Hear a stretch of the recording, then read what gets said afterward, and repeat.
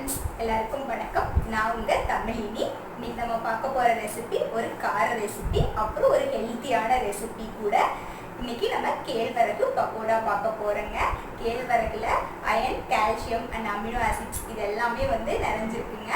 அதை நம்ம குழந்தைங்களுக்கு, பெரியவங்களுக்கு எல்லாத்துக்குமே கொடுக்கலாங்க.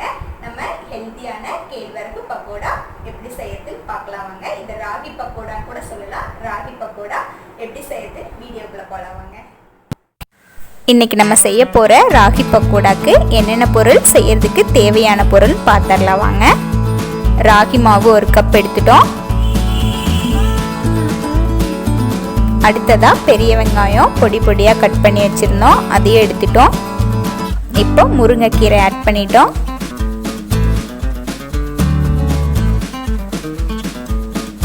பொட்டுக்கடலை 1 கப் எடுத்துட்டோம்.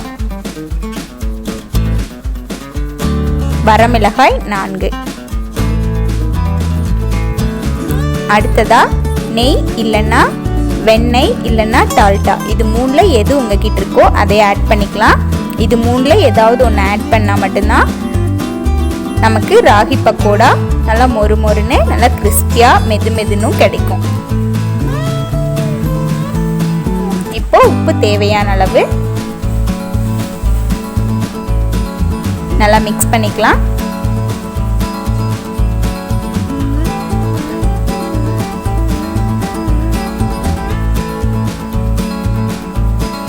இப்போ நம்ம தண்ணி ஆட் பண்ணிட்டு நல்லா மிக்ஸ் பண்ணி எடுத்துக்கலாம். நம்ம நார்மலாக வெங்காய பக்கோடாக்கு எந்த அளவுக்கு பதத்தில் பிசைவீங்களோ அந்த அளவுக்கு பிசைஞ்சு எடுத்துக்கலாம்.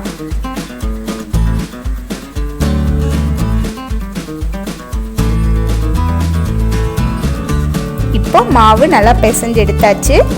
அடுத்தது எண்ணெய் நல்லா காஞ்சிருச்சு. இப்போ பக்கோடா போட ஆரம்பிச்சிடலாம்.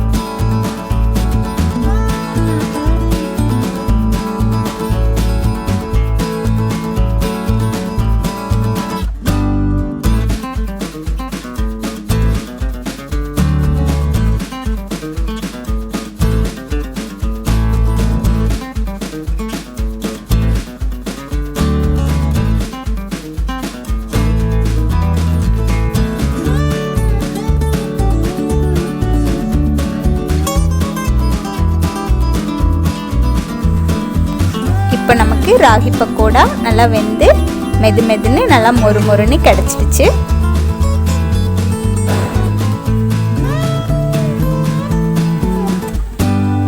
அடுத்ததாக நம்ம மீதி இருக்க மாவையும் பக்கோடா போட்டு முடிச்சிடலாம்.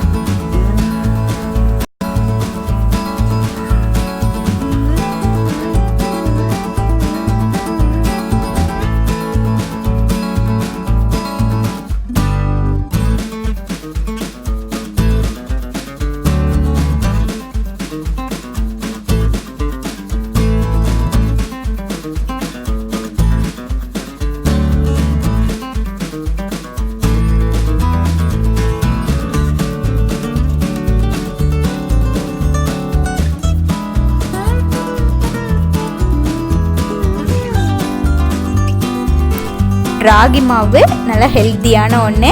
அது கூட இப்போ நம்ம பொட்டுக்கடலை, முருங்கைக்கீரை இதெல்லாம் ஆட் பண்ணியிருக்கும் போது இன்னும் ஹெல்த்தி அதிகமாகுது. நீங்கள் இந்த மாதிரி ஸ்நாக்ஸை நம்ம ஈவினிங் குழந்தைங்கள்லாம் ஸ்கூல் விட்டு வரும்போது நம்ம செஞ்சு கொடுக்கலாம். ரொம்ப ஹெல்த்தியானது.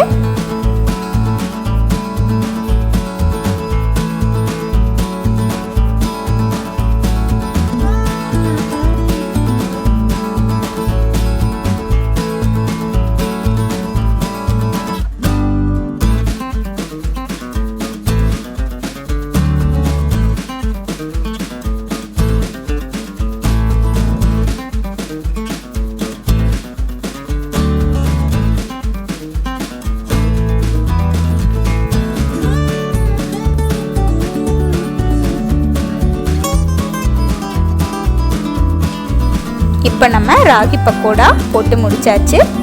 இந்த வீடியோ உங்களுக்கு பிடிச்சிருந்துச்சுன்னா லைக் பண்ணுங்கள், ஷேர் பண்ணுங்கள், கமெண்ட் பண்ணுங்கள்.